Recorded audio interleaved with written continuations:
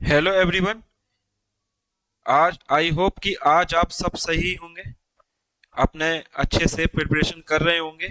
ठीक है, तो मैंने कल जैसे कहा था कि 2 महीने के अंदर मैं आपका सिलेबस बहुत अच्छे से कंप्लीट करवाऊंगा। उसके बाद हम करेंगे टेस्ट सीरीज। उस टेस्ट सीरीज में निकलेंगी मिस्टेक, जिनको हम करेंगे ठीक, ताकि हमारे एग्जाम में कोई भी एक भी क्वेश्चन मिस्टेक ना हो। ठीक है, तो 2 महीने में आपका सिलेबस पूरा कंप्लीट हो जाएगा। नॉर्थ ईस्ट पीएससी का ये वादा है कि आपकी सिलेक्शन ही है हमारी जिम्मेदारी। ठीक, आपकी सिलेक्शन ही है हमारी जिम्मेदारी। हमारा रिकॉर्ड रहा है कि हमने बच्चों का सिलेक्शन करवाया है, इसलिए हमारा आपसे वादा है कि हम आज आपका सिलेक्शन करवाएंगे। ठीक है, तो कल जैसे हमने पार्ट 2 का एक इंपॉर्टेंट टॉपिक्स का ग्लिम्स देखा था, डेट इज कोल्ड वॉर, और वैसे ही आज हम हर एक एग्जाम का favourite topic part 1 unit second Indian politics का टॉपिक पढ़ने जा रहे हैं, that is fundamental right and Magna Carta of the Indian constitution. क्या? Magna Carta of the Indian constitution. तो ये मैग्ना कार्टा की थ्योरी कहां से ली थी हमने? मैग्ना कार्टा की थ्योरी कहां से? मैग्ना कार्टा की थ्योरी कहां से? Magna Carta of Indian constitution. ठीक है, Magna carta, Magna Carta of Indian constitution, of Indian constitution. तो मैग्ना कार्टा की थ्योरी हमने कहां से ली थी क्लास? मैग्ना कार्टा की थ्योरी हमने ली थी कि कौन लेकर आया था? इसे लेकर आए थे king John. King John Magna carta की थ्योरी लेकर आए थे, इंडियन कॉन्स्टिट्यूशन में नहीं। इंडियन कॉन्स्टिट्यूशन में इस मैग्ना कार्टा की थ्योरी जो है किंग जॉन लेकर आए थे। किंग जॉन लेकर आए थे। कब लेकर आए थे? 1215 में। 1215 में मैग्ना कार्टा की वो थ्योरी लेकर आए थे। ठीक, तो ये फर्स्ट रिटन डॉक्यूमेंट था फंडामेंटल राइट का वर्ल्ड में। तो जो मैग्ना कार्टा था वो कौन क्या था? फर्स्ट रिटन, मैग्ना कार्टा था first written document of fundamental right.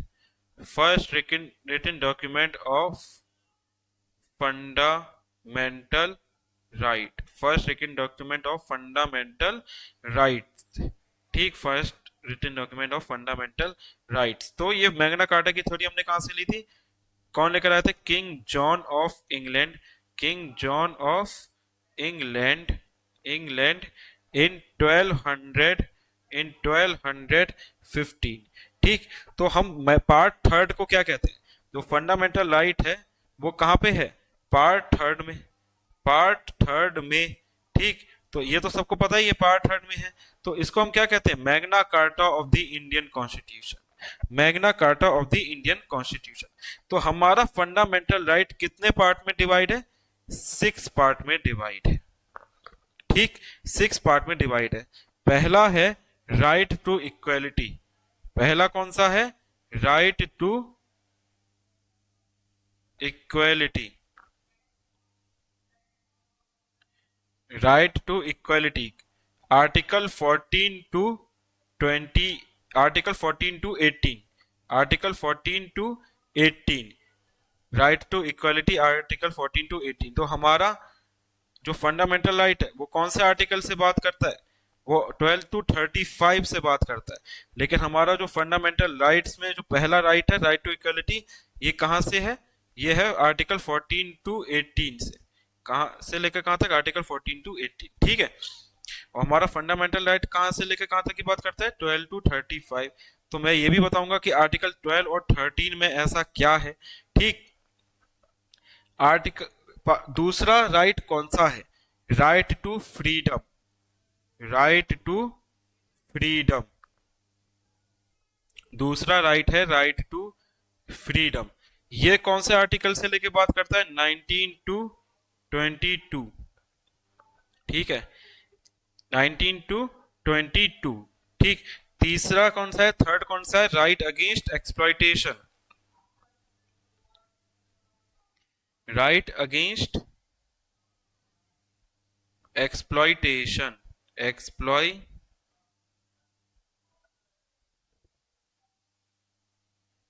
Right against exploitation, ये कौन से आर्टिकल से बात करता है?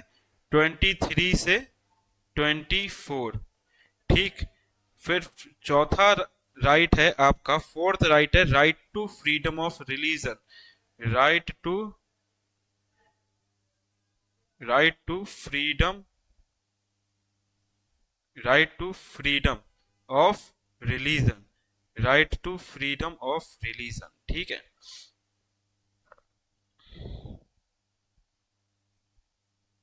Right to freedom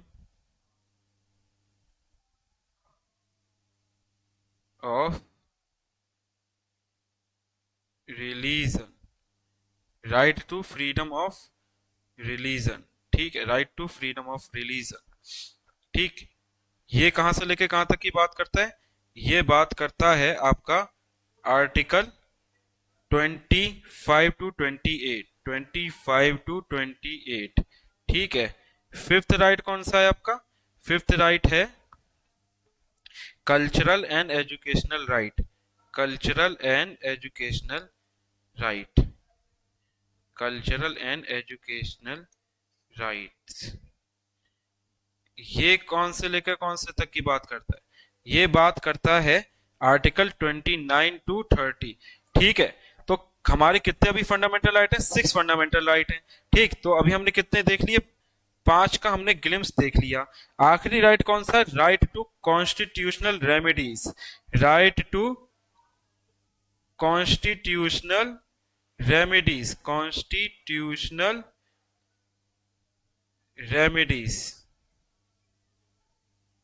right to constitutional remedies, ये आर्टिकल 32। तो जिसको डॉक्टर बी आर अम्बेडकर ने क्या कहा था? Heart and soul of the constitution, heart and soul of the constitution. ठीक, तो चलिए स्टार्ट करते हैं हमारे पहले आर्टिकल, आर्टिकल 12 से, आर्टिकल 12 से, आर्टिकल 12 से। तो आर्टिकल 12 बात करता है स्टेट की डेफिनेशन, कि आखिर स्टेट है क्या। आर्टिकल 12 किसकी बात करता है? स्टेट की डेफिनेशन। ठीक है, एक मिनट, स्पेलिंग थोड़ी सी इसकी सही कर ले। ठीक है, आर्टिकल 12 किसकी बात करता है?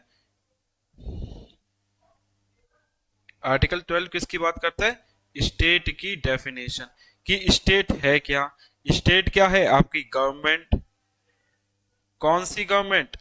Any government, that is central also and state also, and state also. ठीक, आपकी गवर्नमेंट की ऑर्गेनाइजेशन, गवर्नमेंट की क्या? ऑर्गेनाइजेशन, ऑर्गेनाइजेशन, ये स्टेट में आती है। Any government bodies, any government bodies, any government bodies, ये आपकी स्टेट में आती है। ठीक है, तो आपकी गवर्नमेंट की ऑर्गेनाइजेशन, एनी गवर्नमेंट बॉडीज, ये आपकी किस में आती है? स्टेट में आती है। ठीक, ये आपकी स्टेट में आती है। ठीक, तो आर्टिकल 12 बात करता है स्टेट की। आर्टिकल 12 किसकी बात करता है? स्टेट की। ठीक, आर्टिकल 13 किसकी बात करता है? आर्टिकल 13 बात, आर्टिकल 13 की हेडलाइन है लॉ इन कंसिस्टेंट विद और in derogation with fundamental rights, fundamental rights, वो क्या हो जाएगा? वॉइड। इसका मतलब कोई भी लॉ, इसका मतलब क्या हुआ? एनी लॉ, कोई भी लॉ आपका पार्लियामेंट, पार्लियामेंट, ठीक, पार्लियामेंट और स्टेट लेजिस्लेचर और state government, state legislature, state legislature, कोई भी लॉ, चाहे ऑर्डिनेंस, ऑर्डिनेंस कौन पास करता है? अपना president, ordinance.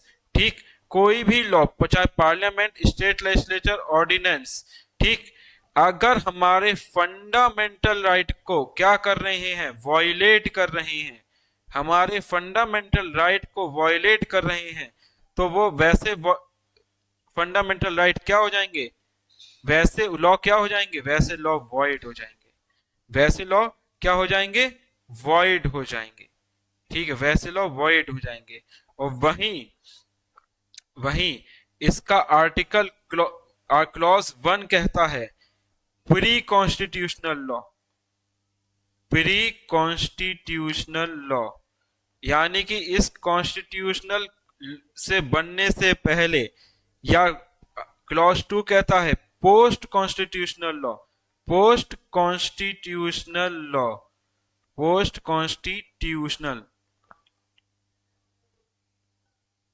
Post constitutional law, इस कॉन्स्टिट्यूशन बनने के बाद, प्री कॉन्स्टिट्यूशनल लॉ कॉन्स्टिट्यूशन बनने से पहले, और पोस्ट कॉन्स्टिट्यूशनल लॉ कॉन्स्टिट्यूशन बनने के बाद, कोई भी राइट जो फंडामेंटल राइट को वायलेट करे, कोई भी लॉ, कोई भी लॉ, नॉट राइट, कोई भी लॉ फंडामेंटल राइट को वायलेट करे, वो क्या हो जाएगा, वॉइड हो जाएगा। फंडामेंटल राइट को क्या करे, वायलेट करे, वो क्या हो जाएगा, वॉइड हो जाएगा। ठीक, वो क्या हो जाएगा, वॉइड हो जाएगा। ठीक, तो ये किस में लिखा है, आर्टिकल 13 में, आर्टिकल 13 में आपको ये दिया गया है। ठीक है, चलिए आगे बढ़ते हैं। तो भाई आर्टिकल 13 में हम कुछ डॉक्ट्रिन्स भी पढ़ते हैं, कुछ डॉक्ट्रिन्स भी पढ़ते हैं, जैसे डॉक्ट्रिन्स ऑफ एक्लिप्स, ये आर्टिकल 13 के अंदर आता है। इस डॉक्ट्रिन में क्या किया गया है, जैसे मान लो जैसे सूर्य ग्रहण लगता है ना, यानी कि फॉर एग्जाम्पल अगर ये आपका लॉ है, तो इस लॉ, ये लॉ अगर आपका जो मैंने हाईलाइटेड किया है, ये लॉ आपका अगर फंडामेंटल राइट को वायलेट कर रहा है, ये वाला लॉ फंडामेंटल राइट को वायलेट नहीं कर रहा, ये सही है और ये गलत है, यानी कि इसका हाफ प्रोविजन, इसका जो हाफ प्रोविजन है, यानी कि इस पूरे लॉ का हाफ पार्ट है, हाफ प्रोविजन है या हाफ पार्ट है, ये अगर वायलेट कर रहा है, तो उतना ही पार्ट क्या होगा, रिमूव होगा, बाकी के पार्ट रिमूव नहीं होगा, बाकी के पार्ट में एक्लिप्स नहीं लगेगा, रिमूव नहीं, एक्लिप्स नहीं लगेगा, रिमूव नहीं, एक्लिप्स नहीं लगेगा। ठीक है, उतने ही पार्ट में एक्लिप्स लगेगा जितना पार्ट आपका वायलेट कर रहा है। और अगर ये पूरा पार्ट अगर वायलेट कर रहा है, तो उसमें पूरे पार्ट में क्या लग जाएगा, एक्लिप्स लग जाएगा, इस पूरे पार्ट में क्या लग जाएगा, एक्लिप्स लग जाएगा। एक्लिप्स यानी कि अगर टाइम पे आने पर ये देखा जाएगा कि फंडामेंटल राइट को वायलेट नहीं कर रहा है, और ये फंडामेंटल राइट को तो वायलेट कर रहा है, लेकिन इसकी अभी इमरजेंसी सिचुएशन में जरूरत है इस लॉ की। ठीक, इमरजेंसी सिचुएशन में जरूरत है इस लॉ की, तो इसको दोबारा लाया जाएगा। फिर से समझा देता हूं, कंफ्यूज बिल्कुल मत होना। डॉक्ट्रिन ऑफ एक्लिप्स आर्टिकल 13 के अंदर कहता है कि अगर हाफ प्रोविजन और फुल प्रोविजन, अगर फंडामेंटल राइट को अगर वायलेट कर रहा है कोई भी किसी भी लॉ का, तो उतना पार्ट क्या हो जाएगा, कुछ टाइम के लिए छुप जाएगा, कुछ टाइम के लिए छुप जाएगा। ये डॉक्ट्रिन ऑफ एक्लिप्स कहता है। ठीक, ये डॉक्ट्रिन ऑफ एक्लिप्स कहता है, डॉक्ट्रिन ऑफ एक्लिप्स। ठीक, इतना समझ में आ गया भाई। आर्टिकल 14 में अब क्या कहते हैं, आर्टिकल 14 जो है वो कहता है राइट टू इक्वेलिटी की बात करता है, राइट टू इक्वेलिटी की। अब इसमें आर्टिकल 14 हम पढ़ते हैं, इक्वेलिटी, इसमें कौन से राइट टू इक्वेलिटी की बात करता है, इक्वेलिटी, इक्वेलिटी बिफोर लॉ। ठीक, और इक्वल प्रोटेक्शन ऑफ लॉ। ठीक है, equality, equality before law, equality before, equality before law and equal protection of law, and equal protection of law. तो equality before law and equal protection of law. अब मेरा सवाल ये है कि equality before law का कॉन्सेप्ट कहां से है और इक्वल प्रोटेक्शन ऑफ लॉ का कॉन्सेप्ट कहां से है। मेरा सवाल ये है, और एक चीज और बता दूं, एक केस आया था Maneka Gandhi versus union of India में, उसमें 3 आर्टिकल को गोल्डन ट्रायंगल कहा गया। गोल्डन ट्रायंगल किन आर्टिकल को कहा गया? ठीक है, गोल्डन ट्रायंगल किन आर्टिकल को कहा गया? ठीक, एक तो आर्टिकल 14 था, एक आर्टिकल 19 और एक आर्टिकल 21। तो आर्टिकल 14 को अगर गोल्डन ट्रायंगल कहा जा रहा है तो इसका मतलब आर्टिकल 14 आपका एक इंपॉर्टेंट पार्ट तो होना चाहिए। ठीक, एक इंपॉर्टेंट पार्ट तो होना चाहिए। तो equality before law and equal protection of law क्या होता है? इक्वलिटी बिफोर लॉ का मतलब होता है everyone is equal in the eyes of law. Equality before law का मतलब क्या है? किसका? इक्वलिटी बिफोर लॉ का मतलब क्या है? Everyone is equal. Equality before law का मतलब क्या है? Everyone is equal. Everyone is equal in the eyes of law. Everyone equal in the eyes of law, इसका मतलब no person above the law. अगर हर कोई इक्वल है लॉ में, ठीक है, तो कोई भी पर्सन जो है एबव नहीं है। अगर हर कोई एबव है लॉ पे, ठीक, अगर हर कोई इक्वल है लॉ की नजरों में, ठीक, तो everyone is equal in the eyes of law. तो इक्वलिटी बिफोर लॉ कहां से लिया गया? ये कहां का कॉन्सेप्ट है? ये यूनाइटेड किंगडम का कॉन्सेप्ट है। ठीक, ये यूनाइटेड किंगडम का कॉन्सेप्ट है। तो इक्वलिटी बिफोर लॉ को निगेटिव लॉ क्यों कहते हैं? By equality before law is a negative concept. अब मेरे को ये जानना है, इक्वलिटी बिफोर लॉ को नेगेटिव कॉन्सेप्ट क्यों कहते हैं? Because state can not give special treatment without reason. इसको नेगेटिव कॉन्सेप्ट क्यों कहते हैं? क्योंकि state cannot give special treatment without reason. Without reason. तो इक्वलिटी बिफोर लॉ को नेगेटिव लॉ क्यों कहते हैं? कि स्टेट जो है बिना किसी रीजन के किसी को स्पेशल ट्रीटमेंट नहीं देता है। ठीक, वहीं आर्टिकल 14 का दूसरा कॉन्सेप्ट क्या है? Equality, equal protection of law. Equal protection of law, इसको क्या बोलते हैं? Positive concept. और ये कहां लिया था? यूनाइटेड स्टेट ऑफ अमेरिका से लिया था। और इसको पॉजिटिव क्यों बोलते हैं? स्टेट, क्योंकि why state must ensure, state must ensure equal treatment. ठीक, तो अभी हम क्या ले रहे हैं? ऊपर से थोड़ा ग्लिम्स ले रहे हैं। फंडामेंटल राइट इससे भी थोड़ा सा और डीप है।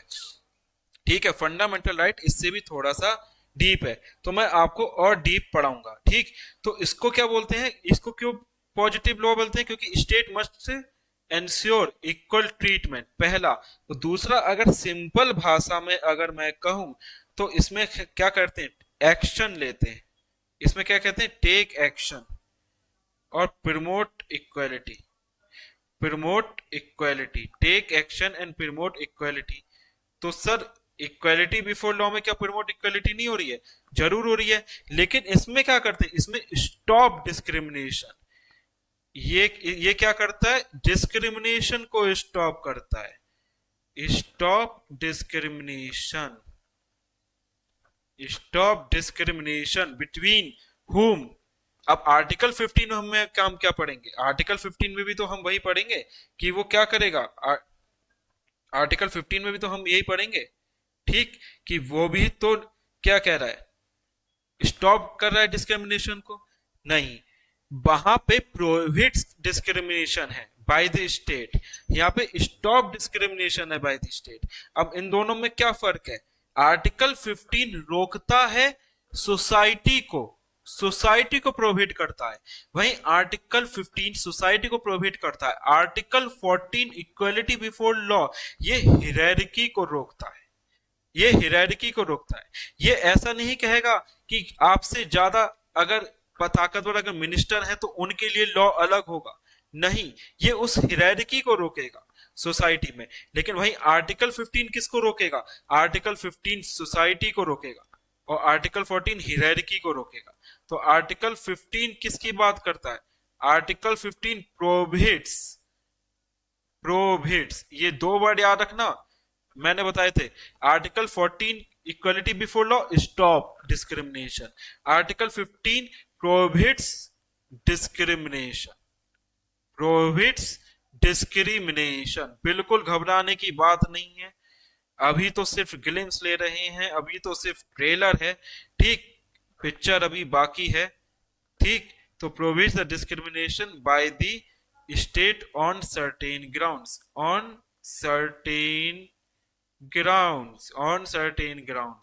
ठीक। Prohibits discrimination by the certain grounds. कौन कौन से ग्राउंड्स? आर्टिकल 15 में कौन कौन से ग्राउंड्स हैं? तो इसका क्लॉज 1 कहता है the state shall not discriminate, state shall not discriminate. कौन से ग्राउंड से? रिलीजन, रेस, कास्ट, सेक्स, ठीक, यानी कि जेंडर और place of birth,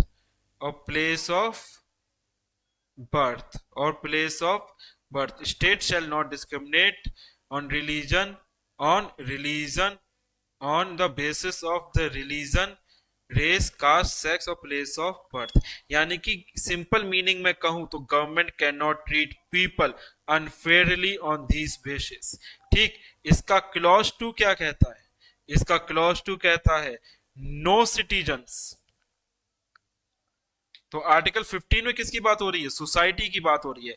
article 14 equality before law की किसकी बात हो रही है? तो उसमें ऑलरेडी किसी ना किसी पद पर है, ऑलरेडी कोई ना कोई पोजीशन पर है, ठीक। तो no citizens can be denied access to shops, restaurant,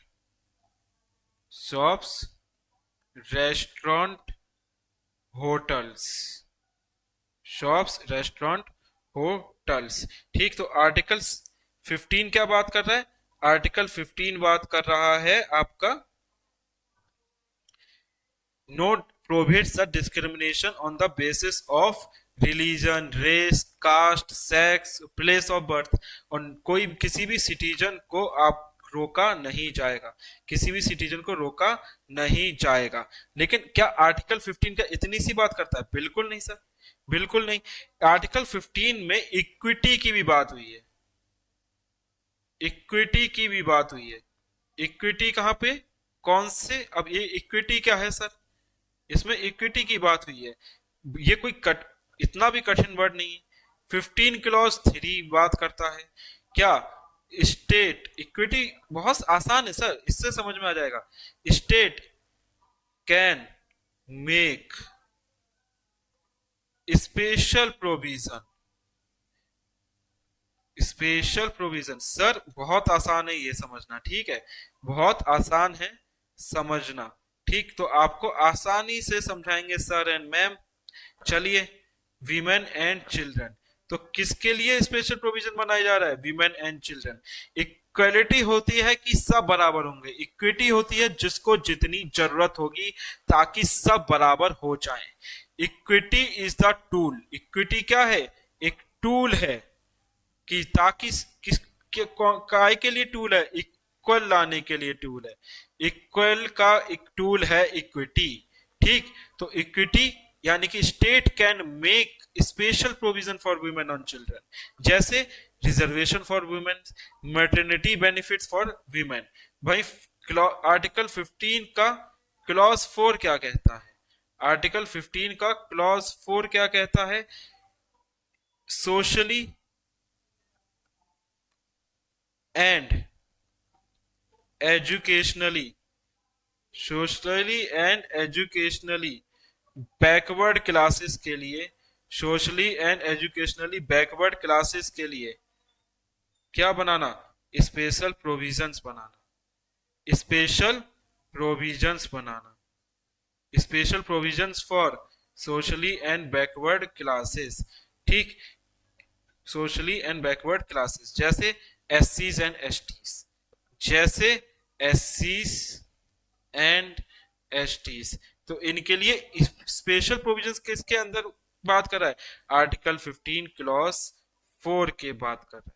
ठीक, आर्टिकल 15 क्लॉज 4। सर मैं डीप में जाएंगे जब फंडामेंटल राइट हम रिवीजन करेंगे और फंडामेंटल राइट जब हम पढ़ेंगे, अभी ग्लिम्स ले लेते हैं। ठीक है, तो आर्टिकल 15 किसकी बात कर रहा है? आर्टिकल 15 बात कर रहा है किसकी? रिजर्वेशन अलाउ कर रहा है, रिजर्वेशन जो है अलाउ कर रहा है। किसको अलाउ कर रहा है? रिजर्वेशन किसमें अलाउ कर रहा है? सॉरी, किसमें अलाउ कर रहा है? In educational, in educational institution में, एजुकेशनल इंस्टीट्यूशन में किसके क्या बात कर रहा है? एजुकेशनल इंस्टीट्यूशन में रिजर्वेशन। ठीक है, 15 क्लॉज 6 ये एक अमेंडमेंट से आया था, ये मैं आपको तब बताऊंगा जब आपकी पिक्चर रिलीज होगी फंडामेंटल राइट की। ठीक, 15 क्लॉज 6 10% रिजर्वेशन की बात करता है, 10% रिजर्वेशन की बात करता है। किसके लिए reservation? For economically, economically weaker section, economically weaker section इनके रिजर्वेशन की जो है बात करता है, इकोनॉमिकली वीकर सेक्शन। ठीक, तो इसी में एक केस आया था ना, स्टेट ऑफ मद्रास वर्सेस चंपाकरम दोई राजन, तो इसमें जजमेंट में क्या कहा था कि reservation based only on caste was struck down led to first constitutional amendment added article 15 clause 4। तो इसके तहत कौन सा अमेंडमेंट ऐड हुआ था? First constitutional amendment added article 15 clause 4। ठीक, तो आर्टिकल 16 क्या बात करता है? आर्टिकल 16 बात करता है equality of opportunity in public employment. Article 16 क्या बात करता है? Equality of opportunity in public employment, equality of opportunity in public employment। ठीक, it means it ensures equal opportunity for all citizens in matter of public employment, that is government job, that is government job, equal opportunity for all citizen in government job. अब इसी में बात करता है कि no discrimination, no discrimination on the basis of religion, race, caste, sex, descent, place of birth, residence. ठीक, वही article 16 का क्लॉज 3 क्या कहता है? ये तो क्लॉज 2 हो गया। क्लॉज 1 क्या है? क्लॉज 1 क्या था? Equal opportunity for all citizen in government job. इसका क्लॉज 3 कहता है parliament can prescribe residence requirement for certain job.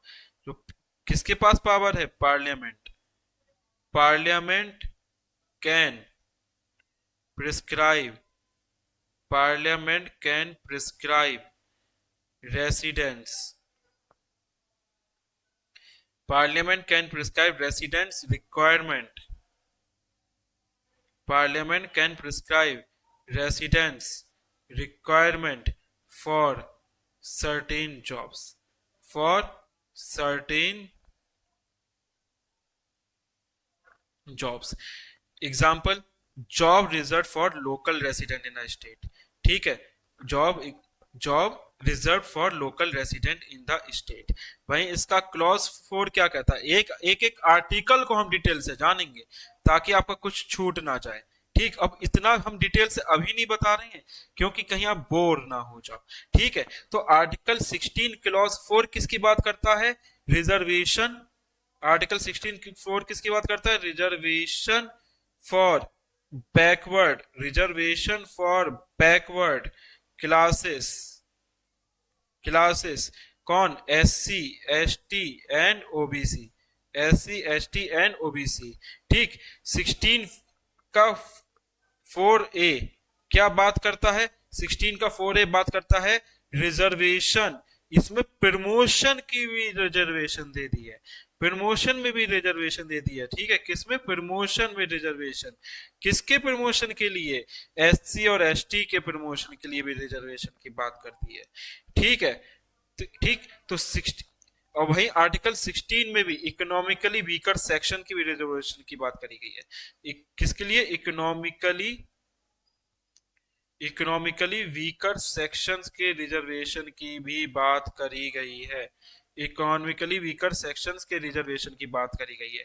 ठीक है, वहीं आर्टिकल 17 क्या बात करता है?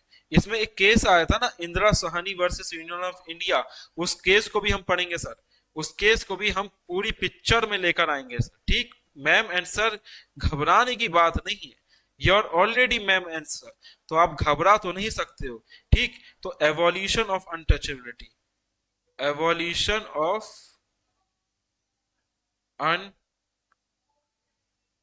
Untouchability, evolution of untouchability. तो आर्टिकल 17 में किसके एवोल्यूशन की बात करता है? अनटचेबिलिटी की। Simple meaning, no person can be treated as untouchable, no person can be treated as untouchable. इसका की फीचर्स क्या है? Applied to all persons not just citizen, applied to all persons not just citizens। अब sir what is the difference between citizen and person? तो आपने preamble पढ़ा होगा, we the people of India having solemnly resolved constitute India into a sovereign socialist democratic republic and to secure to all its citizens। तो हमने कौन से line से start करी? We the people of India, तो वहां पे भी पीपल आ रहा है, and secure to all its citizen, citizen वहां पे भी सिटीजन आ रहा है। Then what is the difference between people and citizen? Citizen जो डिफाइन है वो अकॉर्डिंग टू पार्ट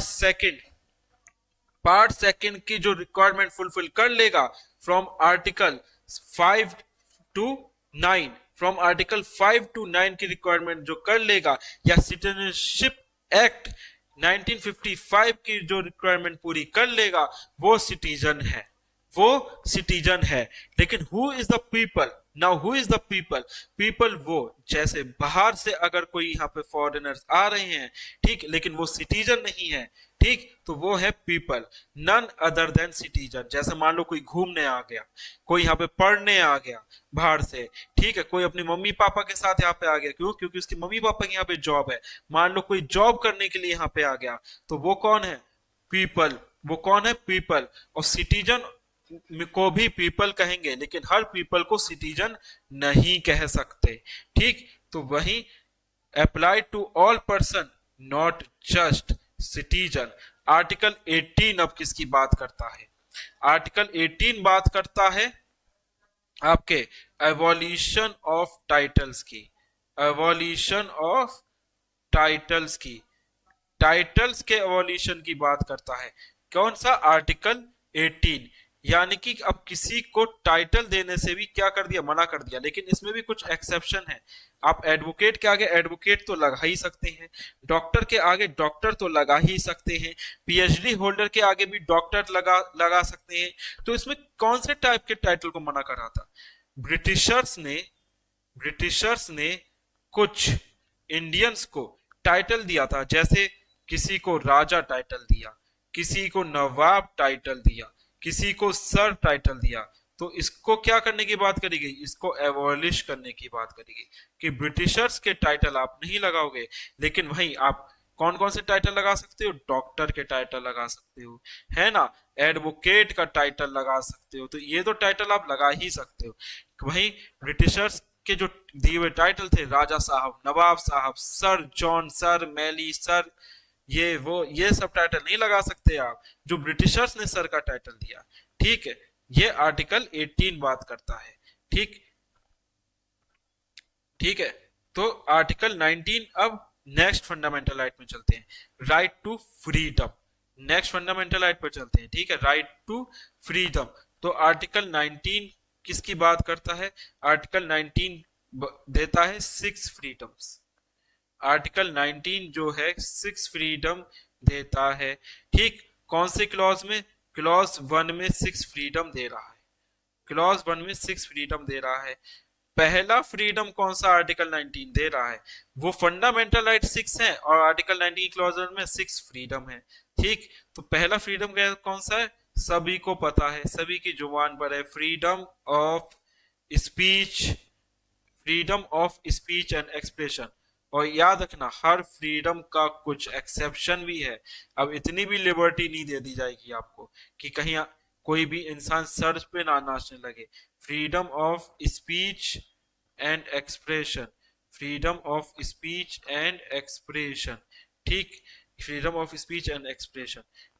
दूसरा फ्रीडम कौन सी बात करता है? दूसरा फ्रीडम बात करता है,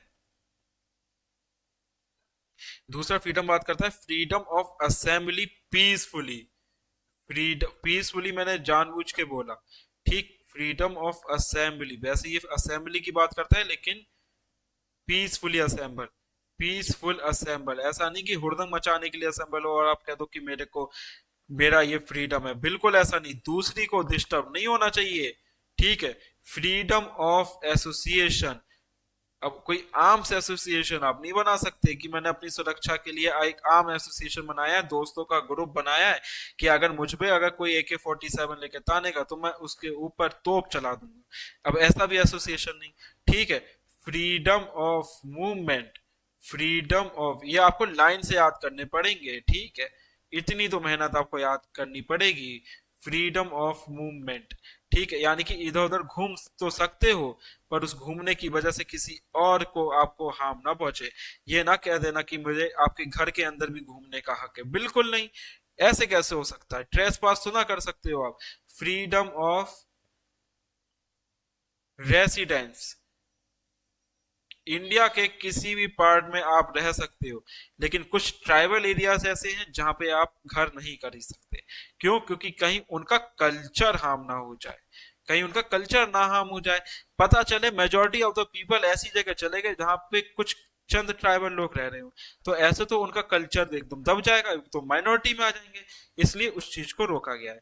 ठीक, फ्रीडम ऑफ प्रोफेशन, कोई भी प्रोफेशन आप अपना सकते हो। जैसे आप अभी TGT का प्रोफेशन अपना रहे हैं, यानी कि टीचर बनने जा रहे हैं, TGT का एग्जाम देने जा रहे हैं, तो आप कोई भी प्रोफेशन अपना सकते हो। और प्रोफेशन का मतलब ये नहीं कि आप गनमैन बन गए, ठीक, गैंगस्टर बन गए, बोले this is my profession, I want to become a gangster and I want to become a don.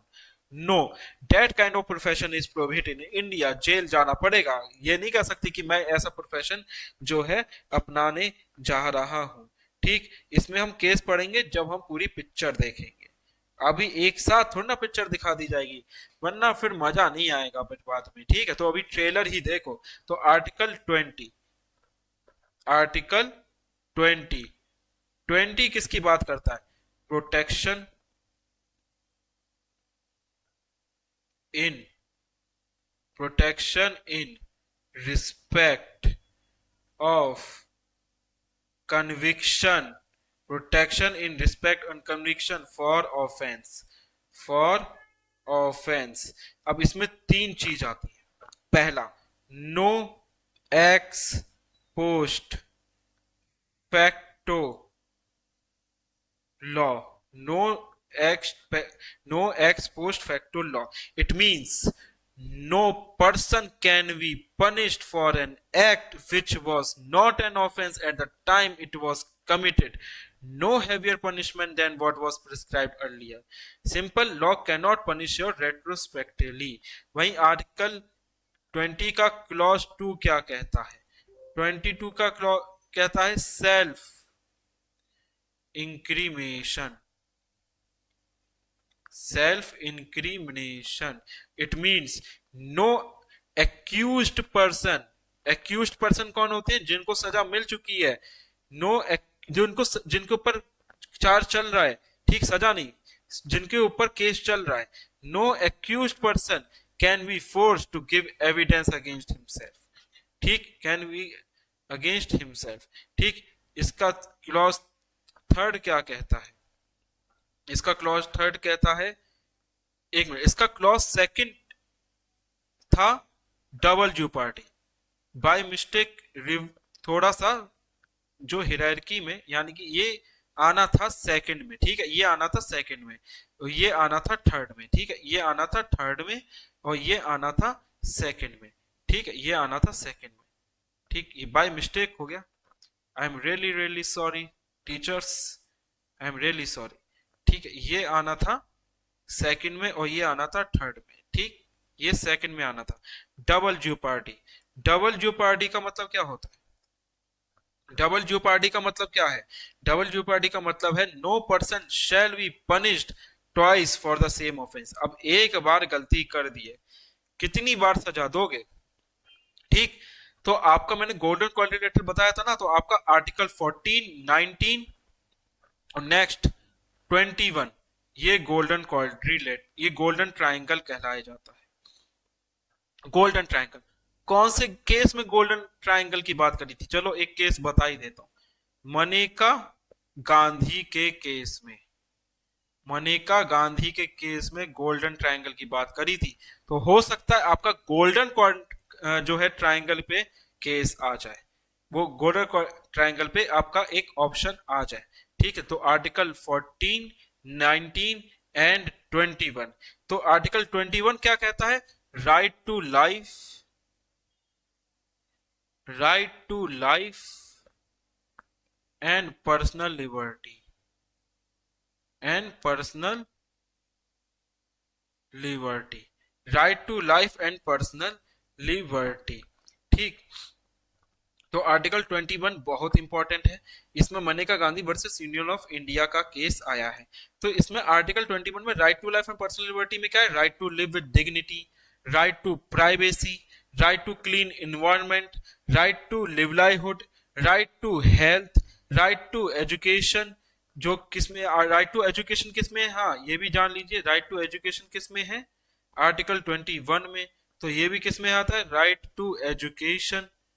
सर्व शिक्षा अभियान जो चला था, कौन से अमेंडमेंट एक्ट से, 86th constitutional amendment act 2002, 2002, right to education, ठीक, ये सब सुप्रीम कोर्ट के ही जो थे ने जजमेंट दिए थे अलग अलग में आर्टिकल 21 में।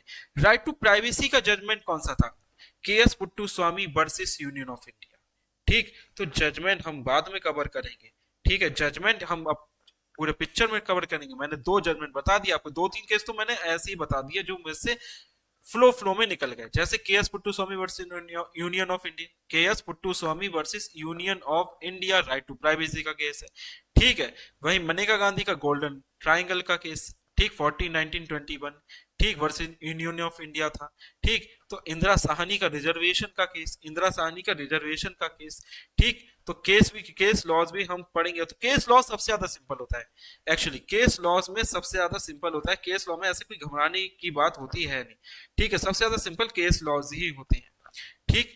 आर्टिकल 22 किसकी बात करता है, आर्टिकल 22 बात करता है प्रोटेक्शन, आर्टिकल 22 किसकी बात करता है, protection against arrest and detention, and detention, ठीक। तो इसमें दो टाइप के, इसमें दो पार्ट में डिवाइड है। पहला पार्ट है rights in ordinary, rights in ordinary arrest.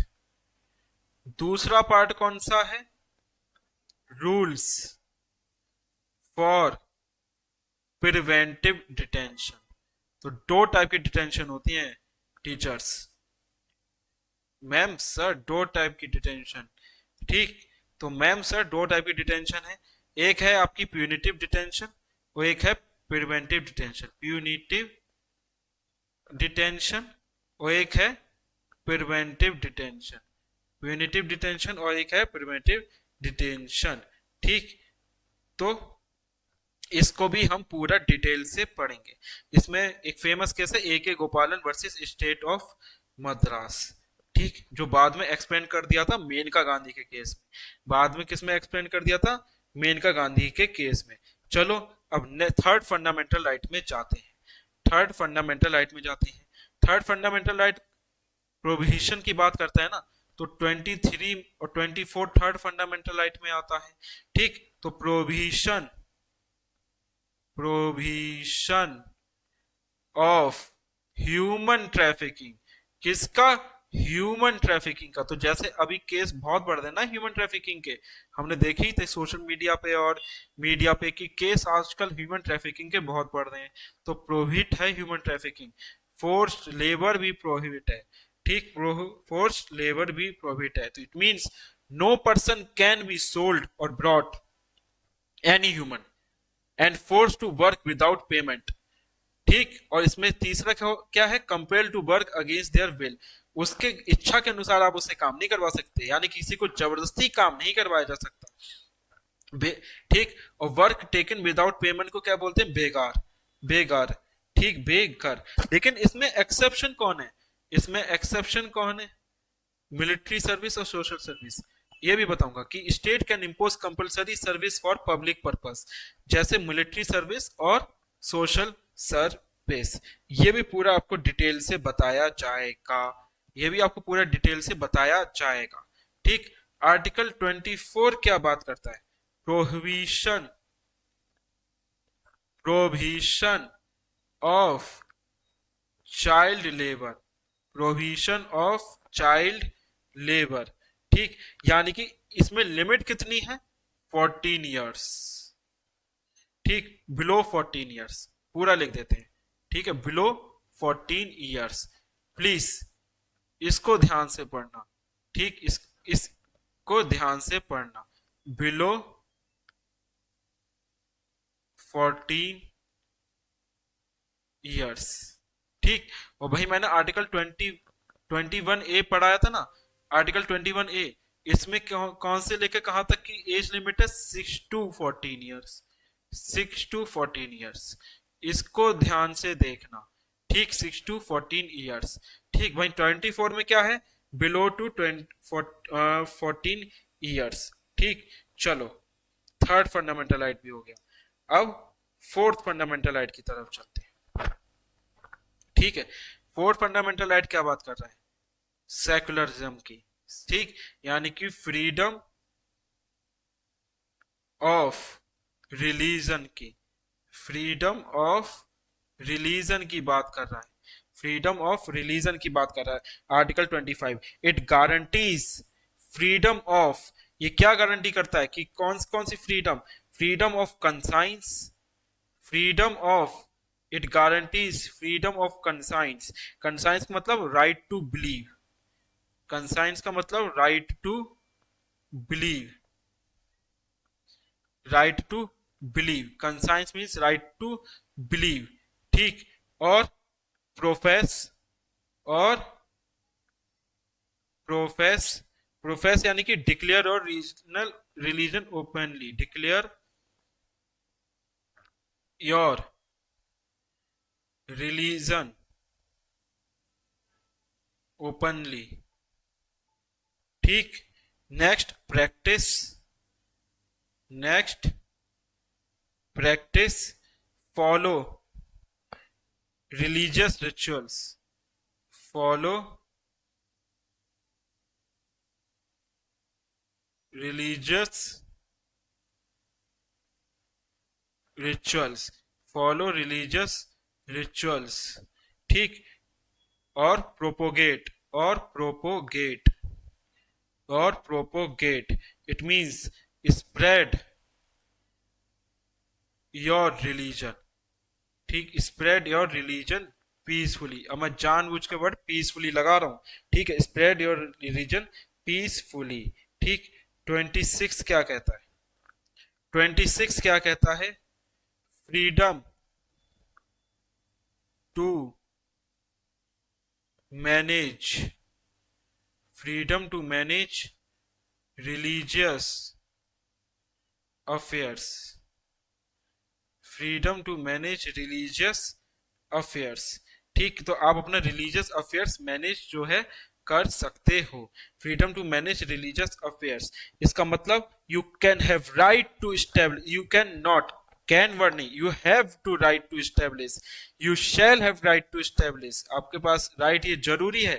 ठीक, टू मेंटेन रिलीजियस इंस्टीट्यूशन, ठीक, right to manage their own religious affairs and also right to own and acquire property, and acquire property. 27 क्या बात करता है?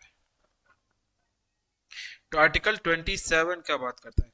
चलो आर्टिकल 27 पढ़ते हैं। फ्रीडम, आर्टिकल 27 क्या बात करता है? Freedom from tax for promotion, for promotion of religion, for promotion of religion. 27 states that no person shall be compelled to pay taxes for the promotion or maintenance of any particular religion. तो इसमें क्या कहने की बात करता है? No tax, no tax. ठीक, हमारे यहाँ इंडिया में कई ऐसे टेम्पल्स हैं जिसमें अच्छा खासा पैसा है। ठीक, अब उसमें कोई टैक्स नहीं लग रहा है, तो यही तो गवर्नमेंट और इनके रिलीजन के बीच में थोड़ी सी टसल चलती है कि अगर वो पैसा आ जाए गवर्नमेंट के पास, वहां पे टैक्स लगा दिया जाए, तो सोचो सोसाइटी का और कितना वेलफेयर हो सकता है। तो सोचो सोसाइटी का और कितना वेलफेयर हो सकता है। ठीक है, तो मंदिरों में अच्छा खासा पैसा है। ठीक, और हर रिलीजियस इंस्टीट्यूशन में हर बहुत ज्यादा पैसा है। ठीक, तो इसमें टैक्स नहीं लगेगा, चाहे आप अपना रिलीजन प्रमोट कर रहे हो, ठीक, उसमें टैक्स नहीं लगेगा। चलो 28 की बात करते हैं। Freedom from religious instruction, freedom from religious instruction, it deals, किससे डील करता है? इट डील्स, किससे डील कर रहा है? With religion, it deals with religious instruction in educational institutions, educational institution, ये इसकी डील की बात करता है। ठीक, चलो आर्टिकल 29 की तरफ चलते हैं, आर्टिकल 29 की तरफ चलते हैं। अब यह आपका आ गया fifth fundamental right, article 29, article 29। ठीक है, protection of interest of minorities, protection of interest of minorities, it means you can protect your culture, protect your culture। ठीक, और आप क्या बना सकते हो? एजुकेशनल ग्रुप, आप क्या बना सकते हो? उसके प्रोटेक्ट करने के लिए एजुकेशनल ग्रुप बना सकते हो, स्पेशली माइनॉरिटीज के लिए। ठीक है, आप क्या प्रोटेक्ट कर सकते हो? आप क्या प्रोटेक्ट कर सकते हो? कोई भी लैंग्वेज जो आपके कल्चर की है, आपकी स्क्रिप्ट, ये भी आपको प्रोटेक्ट करने का पूरा हक है। ठीक है, ये भी आपको प्रोटेक्ट करने का पूरा हक है। Right to conserve, protect language, script and culture. ठीक, चलो आर्टिकल 30 की तरफ बढ़ते हैं। मैं तो इंतजार कर रहा हूँ 32 का, कि 32 कब आएगा। My favourite article, doctor B Ambedkar का भी फेवरेट आर्टिकल था 32। ठीक, 32।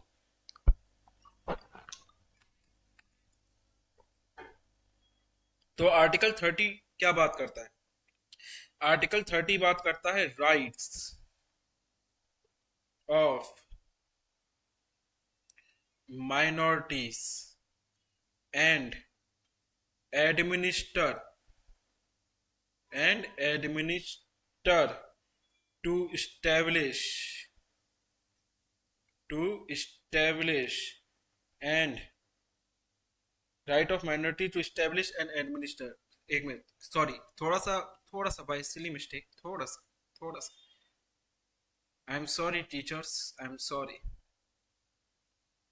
Sorry teachers, I am sorry. ठीक है, rights of minorities to establish and administer educational institutions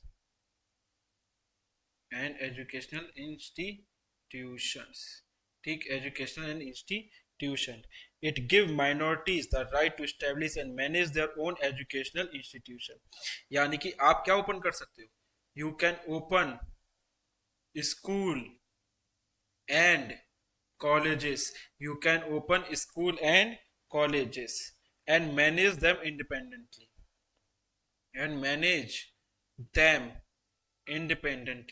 जैसे मान लो यहाँ पे कोई भी ट्राइब है, उस ट्राइब का मान लो कोई भी राइटिंग है, कोई भी स्क्रिप्ट है, तो उसको मैनेज करने के लिए आप इंडिपेंडेंटली मैनेज कर सकते हो। आर्टिकल 31 तो 44 कॉन्स्टिट्यूशनल अमेंडमेंट एक्ट 1978 से तो हट गया था, ठीक है। आर्टिकल अब वो किसमें चला गया? वो चला गया आर्टिकल 300 ए में। किसमें चला गया? आर्टिकल 300 ए में। कौन सा आर्टिकल 300 ए क्या बात करता है? राइट टू प्रॉपर्टी की। अब ये क्या बन गया? Constitutional right. अब ये क्या बन गया? Constitutional right. कौन से अमेंडमेंट से? 44th कॉन्स्टिट्यूशनल अमेंडमेंट एक्ट 1978, जो कि जनता पार्टी के टाइम पे आया था, जनता पार्टी के टाइम पे आया था, ठीक। अब हम क्या पढ़ने जा रहे हैं? One of the most favourite article, that is article 32। Article 32 क्या बात करता है? आर्टिकल 32 बात करता है रिट्स की। चलो रिट्स देखते हैं, ठीक है। क्या देखते हैं? रिट्स देखते हैं, ठीक। आर्टिकल 32 क्या बात करता है? रिट्स की, ठीक है। तो 32 रिट्स, रिट्स क्या होता है? रिट्स होता है एक स्पेशल ऑर्डर जो कि सुप्रीम कोर्ट या हाई कोर्ट पास करता है। इसमें हमने कितनी रिट्स ली हैं? 5। कितनी रिट्स ली हैं? 5। पहला कौन सी है? Habeas corpus. इस रिट्स को क्या कहा है? Heart and soul of the constitution. किसने कहा था? डॉक्टर बी आर अम्बेडकर ने। Constitution, heart and soul of the constitution. क्योंकि अगर ये ना हो तो कॉन्स्टिट्यूशन का कोई मतलब ही नहीं होता। अगर आपका फंडामेंटल राइट वायलेट हो रहा है तो आप डायरेक्ट कहां जा सकते हो? Supreme Court. तो डॉक्टर बी आर अम्बेडकर ने heart and soul of the constitution क्यों कहा है? क्योंकि अगर ये रिट नहीं होते तो आपके कॉन्स्टिट्यूशन को प्रोटेक्ट कौन करता? आपके कॉन्स्टिट्यूशन को प्रोटेक्ट कौन करता? तो हैबियस कॉर्पस किसकी बात करता है? हैबियस कॉर्पस का मतलब है तो it means to produce body. It means to produce the body. इस अगर आम भाषा में कहूं, अगर सिंपल कहूं, इफ इसका मतलब क्या है? To produce the body, produce the body.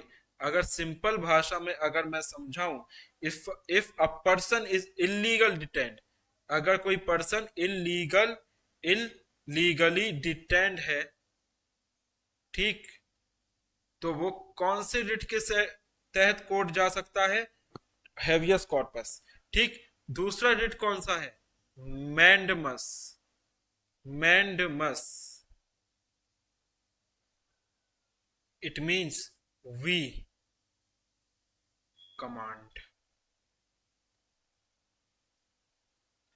We command, ठीक। It means we command. It means to perform its duty, perform its duty, perform its duty, ये मैंडमस बात करता है। ठीक, तीसरी रिट कौन सी है? प्रोहिबिशन। तीसरी रिट कौन सी है? प्रोहिबिशन। ठीक है, प्रोहिबिशन। इसको लोड मत लेना इस बात का कि इसको लाइन से याद करना पड़ेगा, नहीं, इस बात का लोड मत लेना, रीड को लाइन से याद करने की कोई जरूरत नहीं है। बस आपको रीड पता होना चाहिए, उसका ये मीनिंग पता होना चाहिए। टू स्टॉप, प्रोहिबिशन का मतलब क्या है? To stop. तो इसमें क्या होता है? Higher court, higher court, higher courts stop a lower court. So if I say higher court, it doesn't mean only high court. It means Supreme Court also. ठीक है, High Court and Supreme Court stops a lower court. Supreme Court stops a High Court and High Court stops a subordinate court, that is District Court. Lower court from exceeding its power. तो supreme court भी district court को और high court की stop करता है कि अपनी power मत बढ़ाओ, अपनी सीमा से आगे मत बढ़ो, अपने जुरिस्डिक्शन से आगे मत बढ़ो। ठीक, वही फोर्थ रिट कौन सी है? सर्सियोरी। फोर्थ रिट कौन सी है? Certiorari, certiorari. ठीक, it means to be certified, to be certified, to be certified. इसमें क्या होता है? Higher court, higher court cancels the wrong order of a lower court, of a lower court. ठीक, fifth writ कौन सी है? क्यो warranto, quo warranto, quo warranto. ठीक, it means why, what authority, किस अथॉरिटी के साथ आपने ये काम किया, वाई व्हाट अथॉरिटी। इसका मतलब है court ask a person on what basis they had a public office, कि इन्होंने किस बेसिस पे पब्लिक ऑफिस को जो है इसको रोका है। ठीक, तो ये हो गया आपका ट्रेलर फंडामेंटल राइट का। पिक्चर अभी बाकी है टीचर्स, तो get ready to suffer with us, not SUFFER वाला सफर, सफरा, जो से हिंदी में बोलते हैं सफर।